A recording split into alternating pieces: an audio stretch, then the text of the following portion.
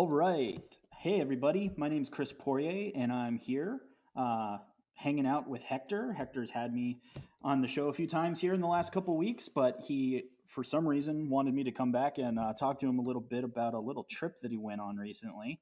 Um, so, Hector, we know that you went to the most awesome of things known as the DragonCon.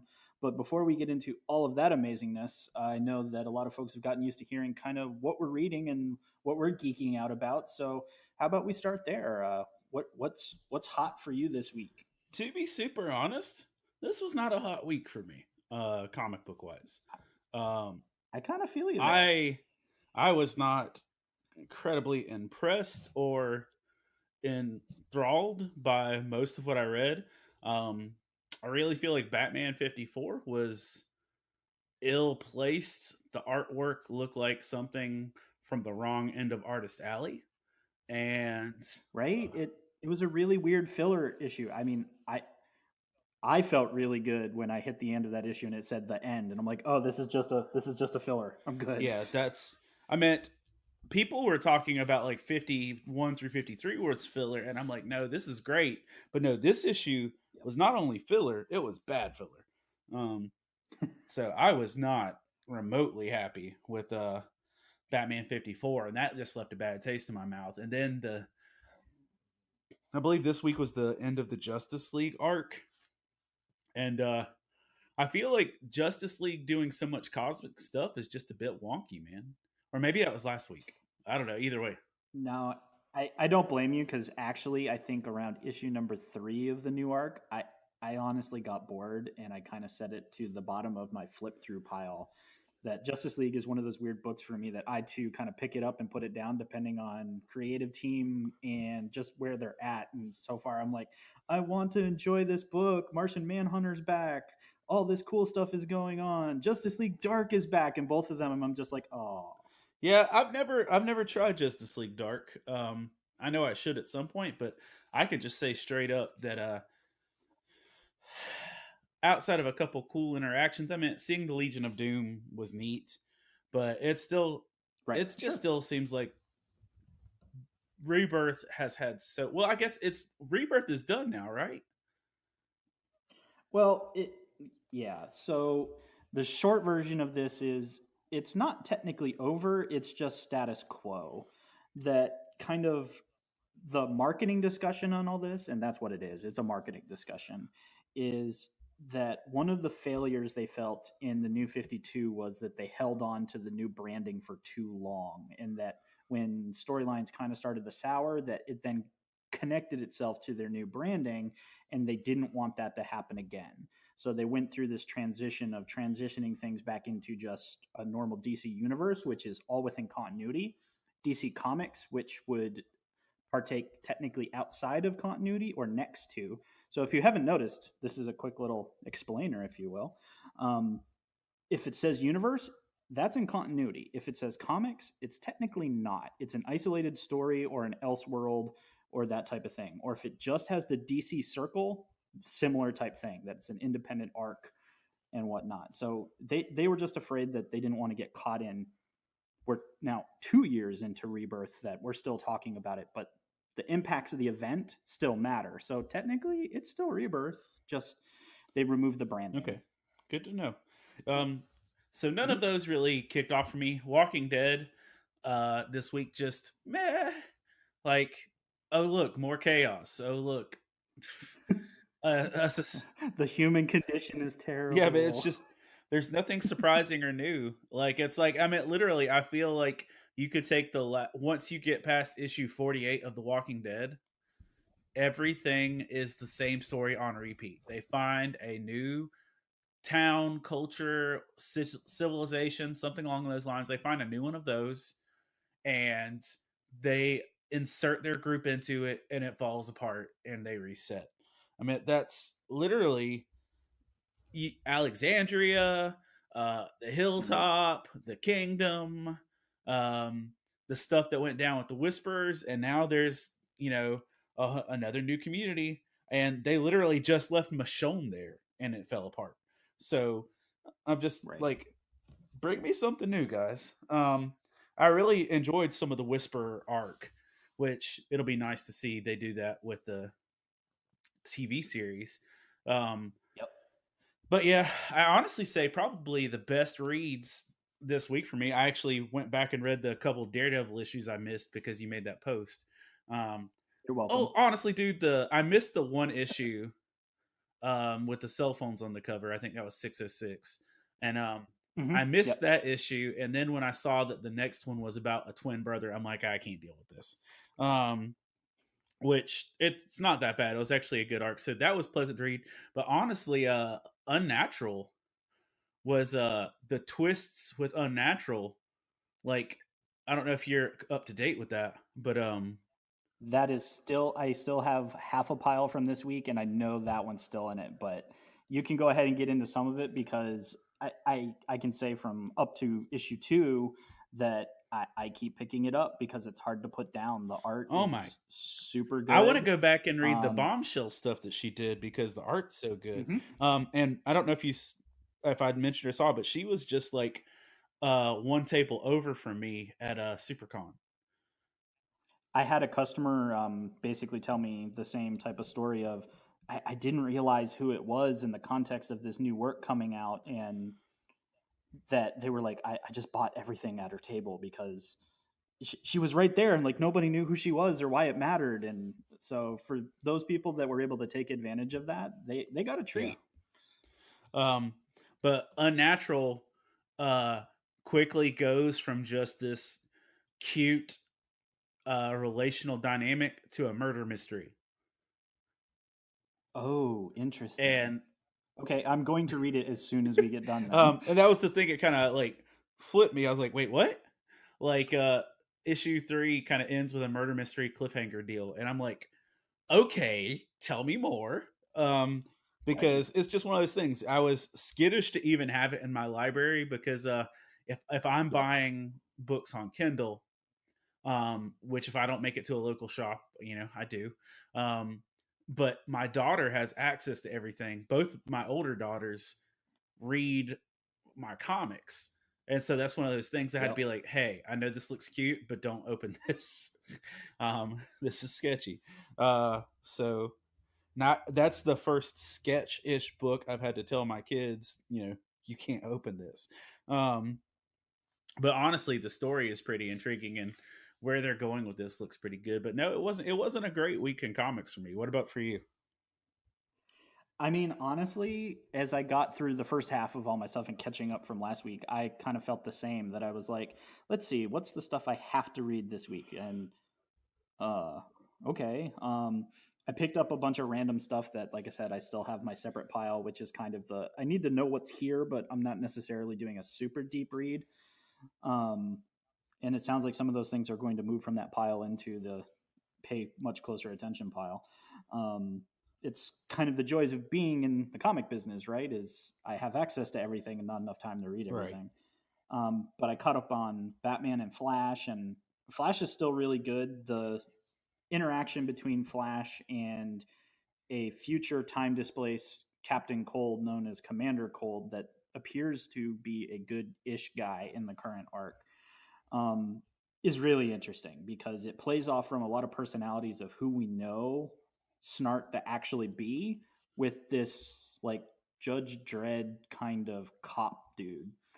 Um, so it's just an interesting little idiosyncrasy in Flash's world, and they're also introducing new forces. There's lots of very comic book stuff going in Flash, and I guess that's why I'm still it. It could be kind of tropey, but at the same time, I'm like, no, this is kind of cool because you're scratching new territory. I'm definitely reading a comic, um, so I got some good escapism, I suppose, out of getting my feel goods of following the Boy Scout Barry Allen on his escapades across time, space, and etc. Um, but I think the most fun was I finally caught up to reading the Rick and Morty versus the Dungeons and Dragons first issue, and yeah, I'm in. I'm good.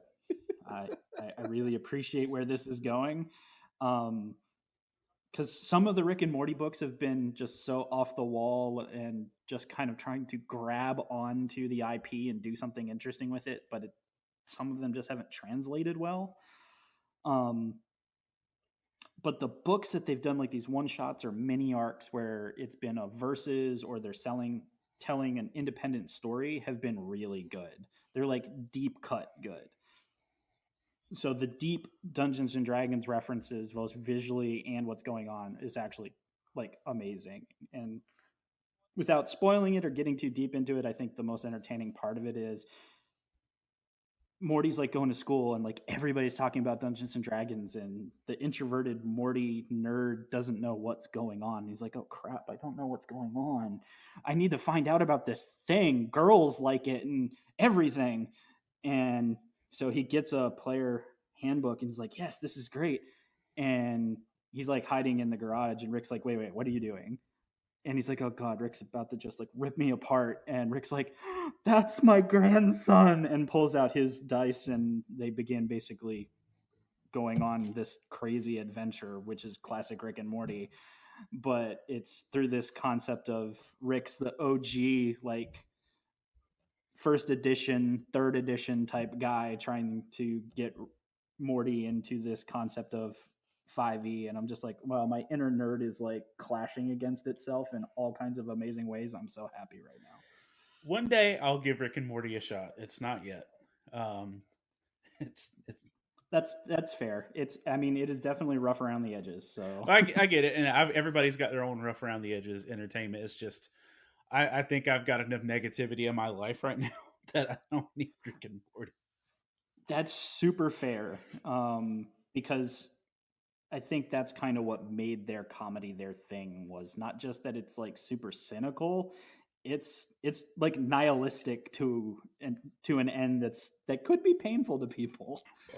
Um, but I think that's why some people relate to it. And but yeah, By no, the way, I it's got definitely a one of those things. Rick and Morty statue in a loot crate recently. I've got sitting around for you. Ooh. So yeah, so that's kind of, I still have to catch up, but yeah, I don't have anything in my pile that just like jumped in the last Now week or there, so. I think the previous week I had some things, but we've talked about that. But like um nah, this was like I don't think we have talked about that actually. The Red Hood Annual with Roy Harper Mm, really got me. I am not a fan of Roy and Corey as the outsiders or the outlaws. I'm not a big fan of the Jason Red Arrow Starfire team up, but this mm, was an issue of just Roy and Jason basically helping Jason lick his wounds after Batman beat the crap out of him. And but there was some really good family stuff in it. Um, and one of my favorite things I've seen Lobdell do, uh, and again, I don't love Roy Harper. I don't love Red Arrow in this role because like I actually really liked Roy when he was on Brad Meltzer's Justice League, like mm. where he was like 9 steps further in maturity. Like and Red Arrow now is like, you know, a kid I'd probably kick out of my college ministry on a bad day. Um Not that I'd ever kick anyone out, but he's there. Right. So we can mark the time at 13:58. Hector said something questionable about his college ministry. Wait, what? No, but you're totally right. Yeah, I don't know why they keep trying to devolve that character. but Clearly somebody enjoys but it. the thing that I enjoyed about it, the fact is that this this version of Roy has this amazing relationship with Killer Croc. Um Mm, and like okay, that's interesting. and if you read through all of Lobdell's books on with Roy as a centerpiece, um Croc has basically adopted Roy into being his rock. So when Roy bottoms out, when Roy deals with addiction, when Roy struggles with life, Killer Croc becomes incredibly human and mentoring and maturing Roy. Um, so like right now, I think Killer Croc's in the Suicide Squad. Um, And Right. so you actually get to see in the Red Hood annual, Croc and Roy have a sponsor meeting for Roy's addiction. But Croc is at Seagate, or not Seagate, sorry, that's Luke Cage. Blackgate. There you uh go. There you go. Crossing genres here. Croc is at Blackgate, and Waller, knowing what's going on, allows Croc to like video chat with Roy to be his sponsor. Interesting. And so to see, I mean, I'll say this book did, or not just this book, but Lobdell's relationship with Roy and Killer Croc does for Croc what the earlier Rebirth Detective stuff did for Clayface, where it actually made him less of just a generic villain with a gimmick and gave him some sincere humanity. Um, and I think that's one of my favorite relationships is that Lobdell throws, Killer Croc into some humanity in there, and I love that. Oh, that's really neat. I hadn't been following that too close, but I'd seen that a team change was forthcoming. So yeah, that's it's interesting to hear that how those are working out and that it's not superficial, that there actually is some point to how they're interacting some of those characters. And And if you've yeah, read Red Hood at all since, like, on a consistent basis since he became an actual book carrying character, like, Lobdell's worked the Croc angle every now and again. It's just really solid. It just really is. And even the areas where I didn't like Roy, I don't have a lot of crazy love for that team. And I think part of the reason why I dislike the Roy and Starfire team so much now is because I think they really nailed it with Artemis and Bizarro. So it's really hard for me to look back and say, you know, that was okay, but this is so much better. right. Yeah, because now we have to get used to the new hotness when the old one was just on fire. It was there. It Well, made and now, but sense. the But team now is just going to be Jason. Roy's gone. Like at the end of the issue, right. Roy checks into rehab. So Mm, on Killer Croc's behest. So like, and it's a rehab for supers, even though he's not a meta.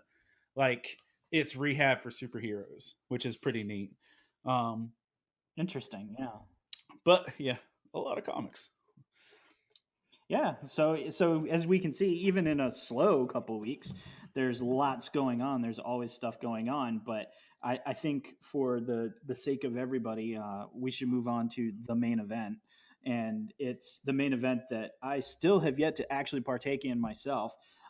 So that's why I'm here to live vicariously through you for the next couple minutes. But you went to this glorious place known as DragonCon here recently. So, how about you give us kind of a setup of what DragonCon is and why it's so important, or why is it a must go to for you? Okie dokie. All right. So DragonCon is a 32-year long running show, which, if I heard that announced right at the con, it's been around for 30-ish years, which it's been around less time than Heroes Con, surprisingly. Um, Yep, that's true. but it is this massive, massive, massive, massive con in downtown Atlanta, and it takes seven of the hotels slash convention centers in downtown Atlanta. Wow. So, and what's crazy is unless you make the effort to take a walk down the blocks, you'll never see half the show, because it's one of the crazy elements is that each hotel or convention center has its own thing. Like, Oh, interesting. so let's say, for instance, okay, so here are the buildings. There's the Sheraton, the Marriott, the Westin, um, the Hilton, Ameritrade 1, Ameritrade 2, and something else. Um, Yeah, actually, I think I was just looking at it. You said Regency, yeah. Marriott, Hilton Towers, Sheridan, Peachtree, and America's Mart is America's the Mart. last one But that's America's listed. Mart is cut into two buildings. Oh, So jeez. it's not just one, it's a one and a two. Um, Got you. so across these giant hotels and stuff, most of these things have at least 3 stories of activities per building. Um, and so you can literally spend a day in one building and not see everything. But like the Sheraton is mainly panels and registration stuff and the DragonCon store. So you have to start in the Sheraton. Um, just to get your stuff. And like most people that I know that are DragonCon veterans, which I'll just say this: Candace Davis, um, Hmm. who is also known as Matilda Kane Cosplay, formerly of Cuddly Curiosities, is my dragon mom. To be, I got you. she does this thing, and God bless her for it. She does this thing where if any of her friends come to DragonCon for the first year, she has a gift basket and meets them at the entrance. So, I mean, I've only had the opportunity to meet her in passing once, but I've been friends with her on Facebook and just watching her Dragon Con prep that I knew there was a lot going into it, but that makes it even all the much cooler. And I'm not saying it officially, but I'm saying it kind of that next year might be baby's first Dragon Con.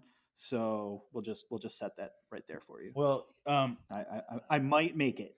let me just put this for you and for everyone else listening. If you buy your ticket now, it's stupid cheap. Right. There Yep. comes a point right after, like right now, that if you buy your ticket, it's only $80 for all 4 days. Thursday, That's really good. Friday, Saturday, Sunday, Monday. For all 5 days, if you buy your ticket like early, like between now and October, it's only $80, and that covers everything. Um, but Candace does this thing where she just meets you outside with a bag that has like stuff that you didn't think to bring into the show. Um, so she like has a spare T-shirt, deodorant, granola bars, water, band-aids, triple antibiotic ointment, all this other stuff, and she just gives you this bag and takes you to show you where you get your badge, gives you your map, and she's just super cool with that. And I can honestly say if she hadn't done that for me last year, I probably would have lost my mind because not only is it a con, it's a con with I've heard anywhere up to 250,000 people. They keep it like advertising in like the 150 range, but Sure. from one of the things I've also seen, there's a lot of people that go that don't actually belong there. Um, because you can go to a lot of what's going on at DragonCon just by walking in and not having any kind of badge. Oh man. Um, so you can walk off the street on a given moment and get into stuff. Like the only thing they really check your badge for is like if you're going into a panel. So or some of the crazier parties and stuff at night. So you can literally walk off the street, and I saw lots of people doing this where you just walk off the street and get involved. Um, Mm. but anyway, so it's across all these convention centers. But like, so if the Sheraton is panels and registration, the Marriott is celebrities. So the Marriott is celebrities and parties. Um, and that is pretty much all that happens at the Marriott. Um, that I'm sure there's lots happening. Let me say this: when I say stuff is happening, it happens from like Thursday afternoon to Monday evening. And there's stuff scheduled 24/7. There are raves that start at 3 o'clock in the morning, um, and stuff that goes panels and stuff like that the whole time. And like that's not my lifestyle. That's not how I roll as far as like stuff like that. But one of the essential things that I've learned is that if you really want the experience, you have to enter what they call the Dragon Con Hunger Games to get a hotel on the property um, at one of the host hotels. Because to get the full Dragon Con experience, you need to be able to walk to your room. and not have to leave. Right. Right. I don't have that kind of money invested into it. Like, I know that some of the rooms are up to, you know, $800 a night. Woo! Some of them are like between 300 to 500 a night. Some of them are 800 a night, depending on what you're doing. And then once you get them, a lot of them actually can do the process of like grandfathering. That once it's your room, it's your room. Oh wow. So it's one of those things like someone has to die basically for you to get a room at some of these places. Um, and then like some of the hotels offer like club level stuff where like I know that I've seen some friends that once if you sign up for a club level, there's free food and alcohol the whole time. Like that comes with your meal, like actual meals. There's like a bougie area um, where you can just eat and drink for nothing. But like, and that's another thing about that kind of distinguishes DragonCon. If you're an alcohol fan, which that's not my life, um, and that's one of the things I can't that can't be my life, especially not at a place where even in Atlanta there were people that were like recognizing me or like people that I didn't know that have followed me on Instagram or that follow us on the Facebook page and stuff like that didn't know me that still came up and found me in a crowd of 200,000 people. Um, Sure. but it's if you like alcohol, they day drink the whole time. So there are people drunk at breakfast. I mean, it's just like it's where it's at for that. Um, but beyond that, like the Marriott. Okay, so full disclosure, I didn't even see Artist Alley this year.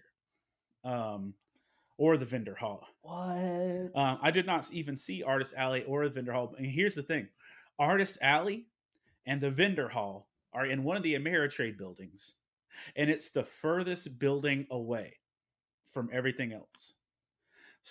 Oh So if man. you were there for a celebrity, let's say if you were there to meet Peter Capaldi, and Like somebody we right, know. if Yes. that's what you went for, you had about a 15-minute walk through downtown Atlanta to get to Artist Alley.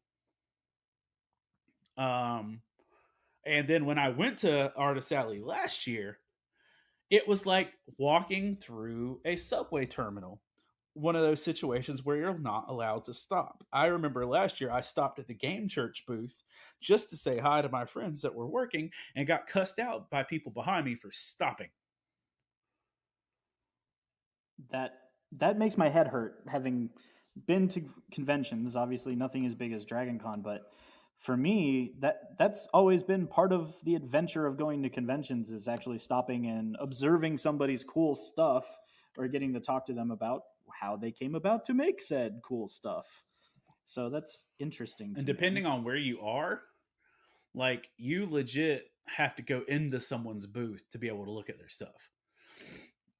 Okay, interesting. And so it's just one of those things. I would like to for the exposure to set up at Artist Alley, but like I talked to several people at the Marriott on one of the days I was there who had been there for 5 or 6 years and never been into Artist Alley.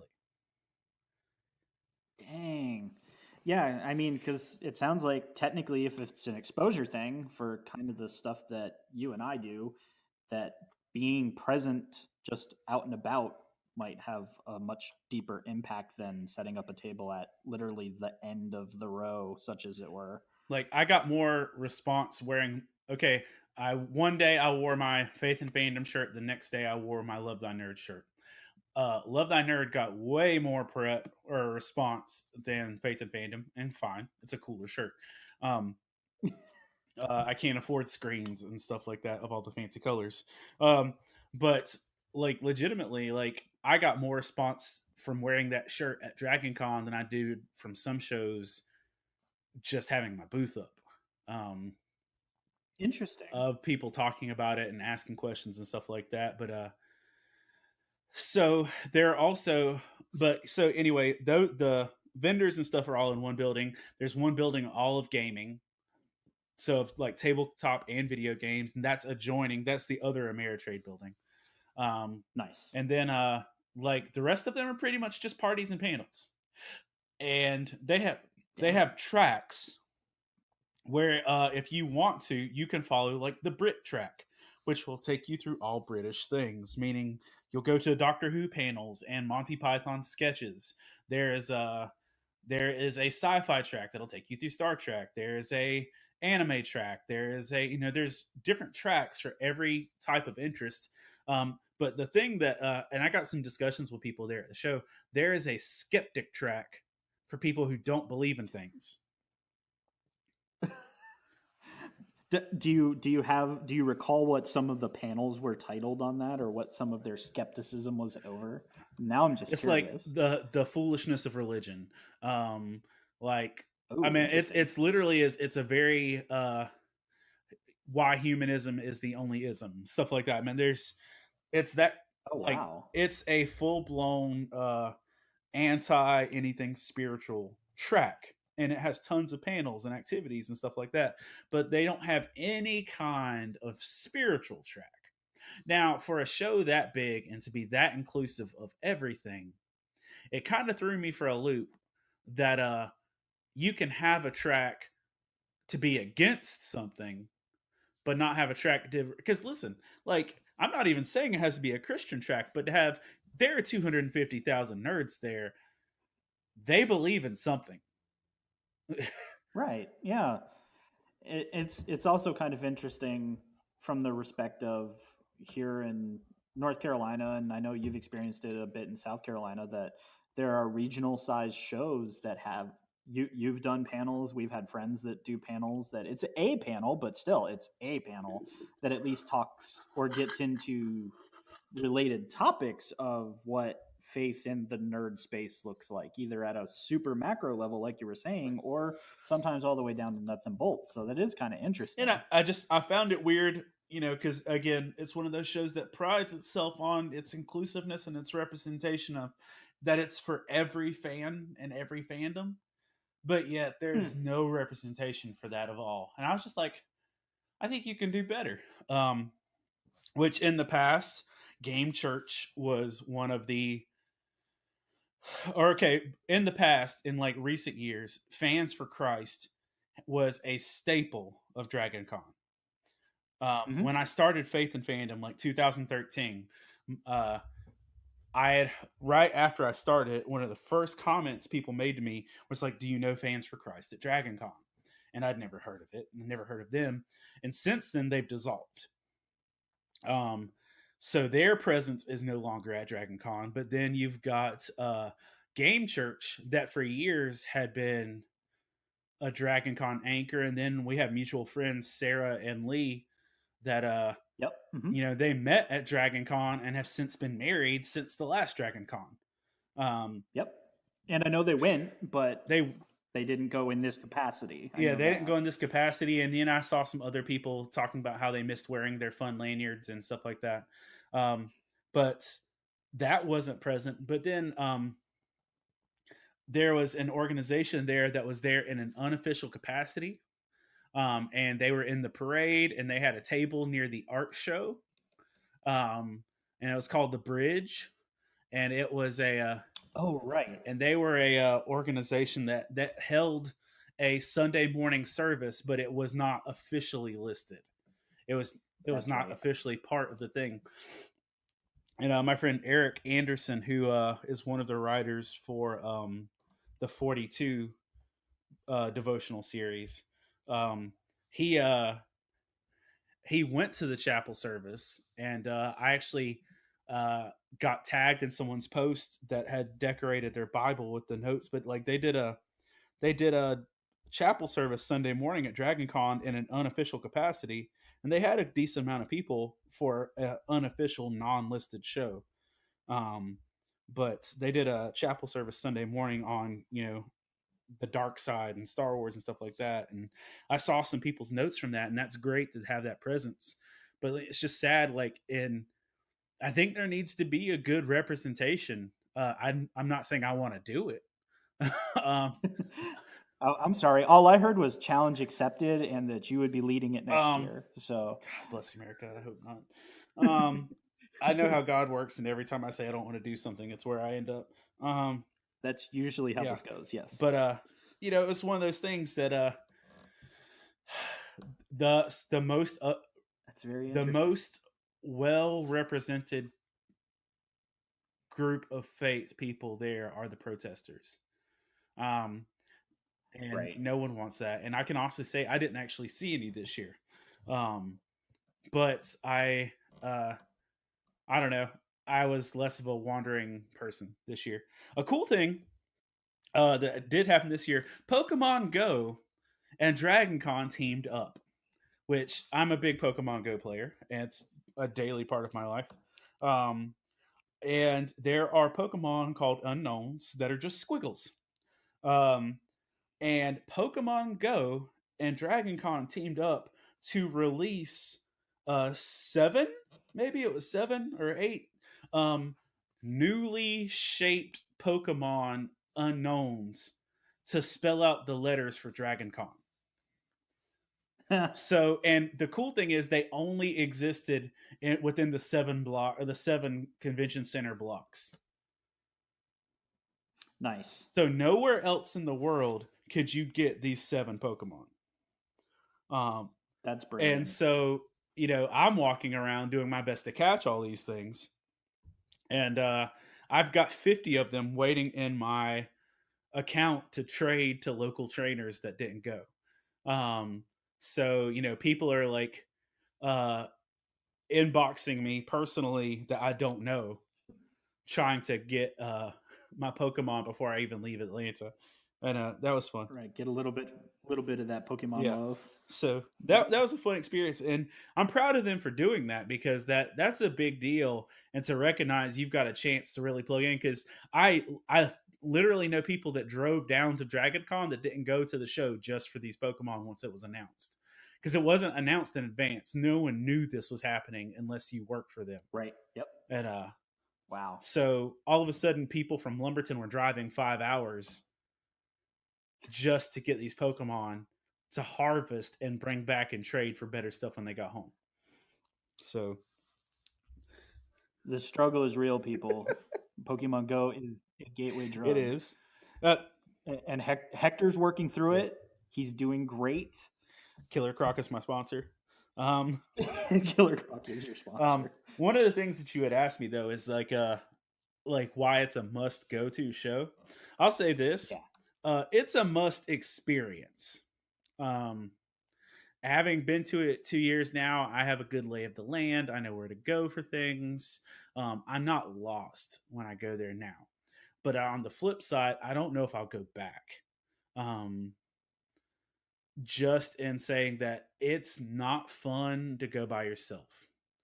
Um, I got that makes there sense. are some shows that I'm totally fine with going and just experiencing the show, because you get to talk to artists and stuff like that. Like I went to Charlotte Comic Con the other week, and I knew that I wasn't going with anybody, but I knew cosplayers and I knew artists and I knew stuff like that. Dragon Con, unless you have literal people that are there for you and to be with you, You were talking about it sucks. And experience unless you're versus just going. social and you can drink and go party and be totally cool with that. But like, let's say for instance, Friday, um, I was at the show Friday for like 14 hours, and I had one conversation. Um, that sucked. Uh, like, basically was alone the whole time. And when you're alone with 250,000 people, it's really alone. It's just one of those things. It's like if when you spend, 13, 14 hours at a convention center and you can only have one conversation across the entire day, it's really freaking lonely. Um, and, I hate feeling alone in crowded areas, but I Yeah. totally felt alone the whole time. Um, and then it does suck when you have friends that are sort of close by, but in a realistic sense that you're saying, okay, I appreciate that you, my friend and associate, are in the same vicinity as me, but it's way too much effort to get to you. Like I've had friends that were literally 2 or 3 floors Mm. up, but busy and couldn't make it down, or that had friends that were across the street, but I couldn't make it. Like Sarah and Lee tried to come visit me, but I was in line for Peter Capaldi, and so I missed them entirely. I didn't see them the whole time. Um, Deborah Ulmer, who is at every show in Raleigh, um, she is a staple in the Raleigh Comic Con community, and she volunteers for your shows, and um, she's a big supporter of Faith and Fandom. I didn't even see her, Mm-hmm. and I know we were in the same places. Like Candace and Russell, uh, I only saw them. They only passed by me once when I was in line, and we couldn't even touch base to really spend time together. So it's just one of those things that, like, if I go to DragonCon again, I'm going with a group, or I'm getting a host hotel or something to that effect. But it's just too much and too big to go to without having people with me. That's just too isolating. And it's great to meet the celebrities, and that's one of the things I think they do best. Is in the Marriott, they've got their Walk of Fame, where all you have to do is walk in a room, and all the celebrities are in one room, and you just get in line for the celebrity you want to meet. That's freaking awesome. Um, I was in line to meet Felicia Day, and Lucius Malfoy was beside me. Um, or like I look over and there's a whole wall of Black Lightning cast. Nice. Or on the other side of the room, there's a whole wall of Star Trek: The Next Generation cast. Um, and stuff like that. Or, you go around the corner and there's a whole row of actors from the 100, or animators and voice actors and stuff like that. And you walk past and the guy who plays Space Ghost is scatting at you. Um, like, like literally you just walk by and Space Ghost is scatting at you for no good reason. Um, and so the Walk of Fame is worth it. It's worth it for the experience. But I think, like with everything in life, it's better with other people with you. Um, and so if I get some, I've been telling Vincent, let's go, let's go. Sure. But Vincent is spacey and hard to get convinced on things. Um, and you manage stores and have a busy life. So that might be something I'll go back another year. But on the flip side, I've met everyone I need to meet. Um, I have met Alex Kingston and I have met Peter Capaldi. I have met every living doctor I care to meet. I am super solid. All right. So, given the expanse and the insanity that it sounds like that Dragon Con can be, and that it's obviously a better as a team sport type thing, or as a community of nerds going to partake in the event, what would you say is some of the best advice you would give to someone that's considering making the jump into the insanity that is Dragon Con? So Dragon Con tips from my 2 years of experience. First off, buy your ticket a year in advance. Right now, like September, October, buy your ticket, because what you're doing is you're not just buying a ticket. This isn't a show you just buy a ticket to. You have to buy a membership. And by buying a membership, you are a licensed Dragon Con attendee. Meaning, if you ever do something stupid, you're banned for life. You can't go back. They keep a record of you. You have to present an ID and a badge to be able to pick up your Dragon Con ticket. Your info is on your badge, and if you do something stupid, you're out. So, and if you wait to buy your ticket, it like quadruples. Um, I know some people are paying like $200-$300 to go to the show that I paid $80 for. Um, Right. I'll say this: walk around, uh, just go explore stuff, and make sure you sit in at least one panel. Make sure you walk by a party just to check out what it's like. Make sure you check these things out. Um, uh, Even if you aren't getting autographs, walk through the Walk of Fame just to do it. But for real, uh, it is hot. It is downtown Atlanta. It is rough on the temperature.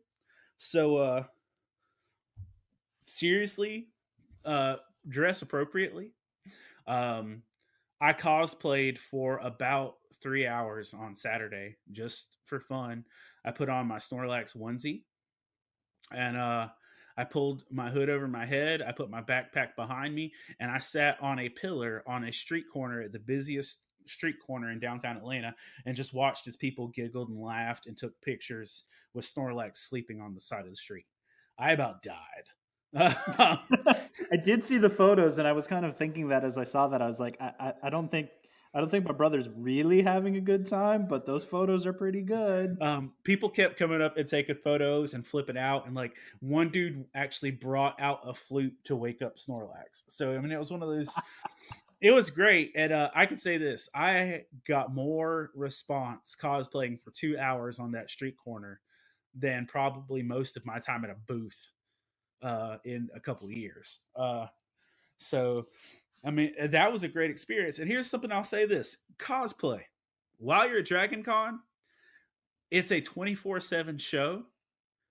Bring a small costume and just have some fun with it. If you're not a day-to-day cosplayer, if cosplaying is not your deal, this is a place that you can come cosplay because you've got the time to do it and you're not missing anything. No, Um, I just looking over all my friends, I have a lot of cosplay friends just like you do. And, you know, the thing of saying what costumes they're wearing for the weekend, and DragonCon always blows my mind because it's usually anywhere from four, you know, one a day to 3 to 4 a day. And I know I had a friend that literally showed me the picture of all the plastic containers that they were bringing with them that were literally just the costumes they were going to wear during Dragon Con. So, yeah, whatever your point of entry is for cosplay, it seems to be the place to do so. yeah, and so like I I wanted to cosplay as Odd It's Good from Doctor Who, but it's too hot. Like it's way hotter than Snorlax. But like when I was out there, it wasn't crazy comfortable, but I got in the shade and there was a breeze and it was okay. Um, but I kept telling myself I'm not going to bring this costume because it's hot and I'm not going to have a good time doing it. Um, but I can honestly say cosplaying for that 2 hours was probably some of the best parts of my time. But I would say definitely camp out over by the. There is an archway right at the corner. Um, it has a classic name to it, something like Galileo, but it's not that. Can't remember. Um, but there is a archway, and it is the spot for people to take photos. Um, And so what they do is if you go and camp out by this area, you are going to see group after group after group shots come through and take their photos there. And it's just one of the super neat experiences is watching all of these groups come through. Um, Carnegie, it's the Carnegie Archway. Um, But like, so when I went walking the first time, there was a whole squad of Wonder Woman cosplayers there, and watching Oh, right. that cosplay was great. But then George Perez, like OG comics guy George Perez, just comes through and he just starts getting in the middle of the Wonder Woman cosplay photo. Ugh. And so, I, I'm I'm still completely jelly over that photo that you were even within the distance you are. George is definitely one of my bucket list folks. Of I just want to chat with that guy. I've talked with Marv Wolfman, the other half of the dynamic duo of those two, and I just want to meet George. I hear he's a great guy. he was super cool, and like he talked to like almost every Wonder Woman out there. And then I pulled him, I walked past him and said, Sarah, I just want to thank you for all your contributions. He's like, thanks, man. And he just went on about his day. um and then like but in walk if I would have just stayed inside the buildings, and I would have never seen that. Right? No, that's cool. But like in a 1 hour span, I saw a Final Fantasy 7 photo shoot.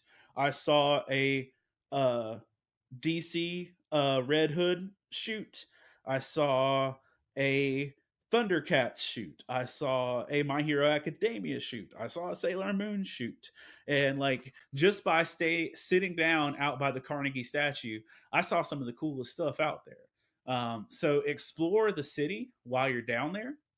Um, Another really neat thing is a lady went into the The food court there is a mall inside a building across the street. It's in the Peachtree Center. It's across the street from like the Marriott, I believe. Yeah, Gotcha. there's literally, if you were walking out there, you wouldn't know there's a mall there. Uh, but because it looks just like another downtown building, but there's a full blown mall inside this downtown building.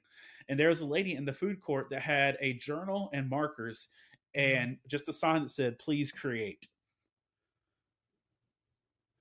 And Oh, interesting. so I sat down with my lunch and just took her book and I drew some stuff and I wrote like a message and I did all this stuff and I just dropped it right in her book. And she was there for days doing that. And I would, I'm really would love to have seen what that turned out to be, but exploring the area. And it's just like a Friday night. I was walking downtown and Peter Capaldi walked in front of me, and it took everything within me not to freak out and like hug him, um, because he landed the night before his appearance, and he just on his own started walking downtown Atlanta and went to a rave.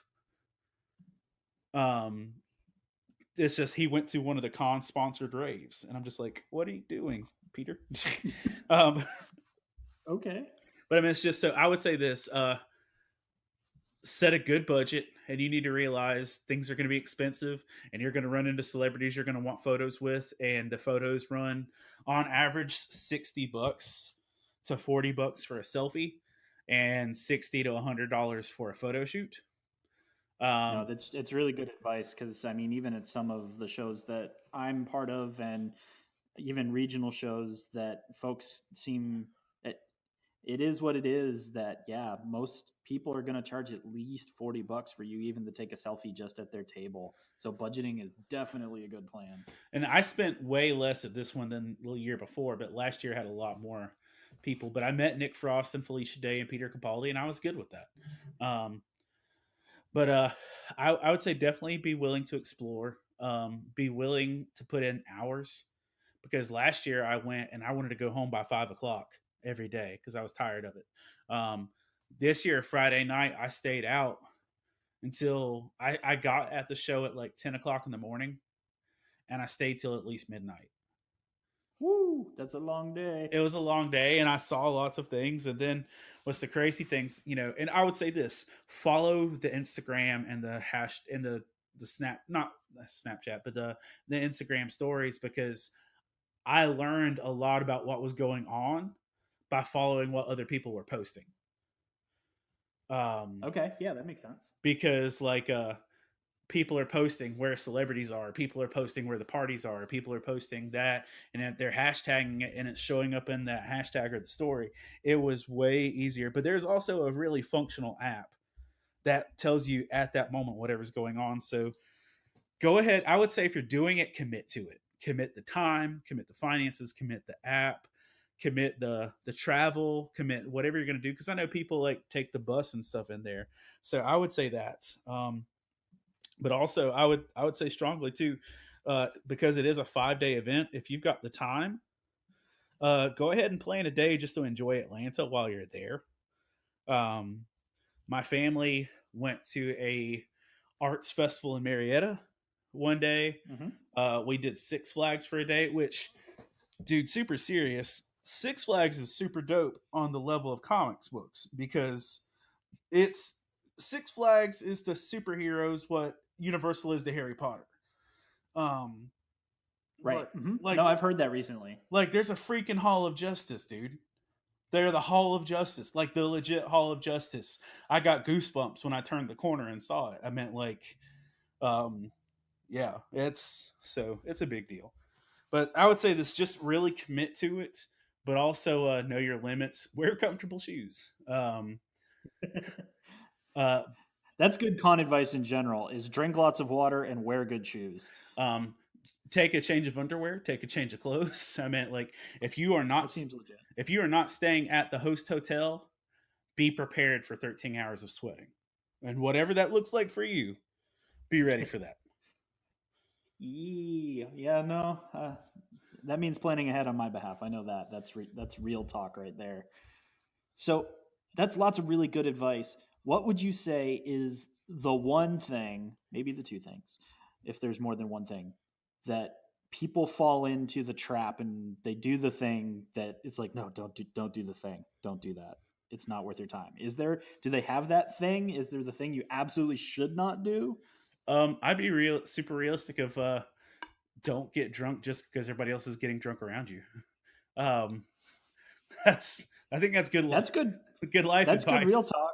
Um, Because I mean, you did say it's a pretty solid party environment, and I know from looking over my Facebook feed that was more of the photos I saw than of the show. So that's probably not bad like advice. when my wife picked me up on Saturday, um, a girl was throwing up and passed out in the street, Ooh, and they wouldn't move her, so they were directing traffic around the girl's head. I don't So, that con life, yo. well, then, and I think I was like, don't buy into that, but I think that's the biggest thing is like, you know, it's like college in the sense that you're caged up and now you're free, so go be free. um your freedom's gonna have consequences, so uh keep in mind that you have to be alive after the show's end and that you still have to Right. be that same person after that, so don't make too many questionable life choices. No, that's probably valid. And then based on, like I said, that I saw tons of pictures on people's feeds, is that like anything, everybody and their cousins taking pictures of everything. Yes. So it's probably not quite like Vegas, that things go into that black hole and disappear. I'm quite positive things go into a con and then are immediately placed upon Facebook and Instagram for the rest of time. It feels like. Yeah, and but yeah, it's one of those things. It's like that. So No, that's fair. That's a pretty broad and overarching look at the insanity and the wonders of DragonCon. It has convinced me that I still kind of want to go. oh, Um, you so should definitely go. That's the thing. because I think, like you said, where I'm at is it sounds like an experience and something that I would like to experience. So I think that was really good. I appreciate that outlook on things. It sounds a little crazier than I like to be in terms around people that, believe it or not, I drain real quick when I have to be super high extrovert. And so sometimes wall to wall people is just not Chris's happy place. But at the same time, I look at those things and go, no, but that's a thing I need to experience.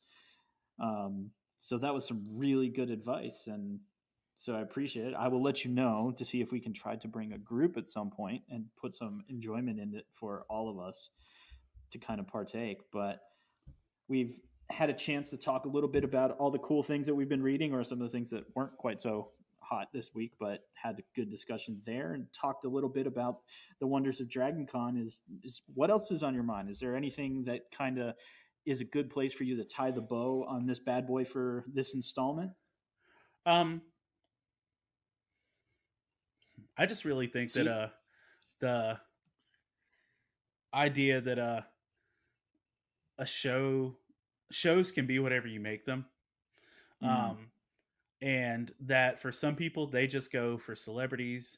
For some people they just go for panels. Like my friend Deborah just goes for panels.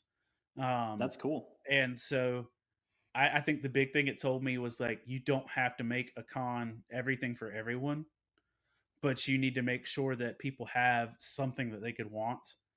But I don't know. It's just it made me keep a good eye out on what I wanted to be in terms of an artist for Comic Cons, and what I look forward to in some shows, because it'll definitely put every other show you attend or are involved in into perspective.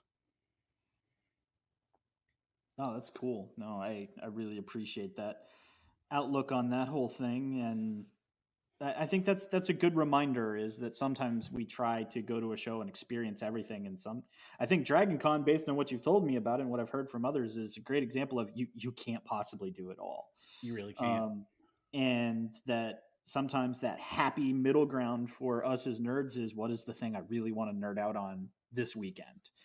And sometimes that becomes the why you go multiple years to a show, to experience the different experiences, or you just find that lane. I know we're preparing to go to some shows later this year.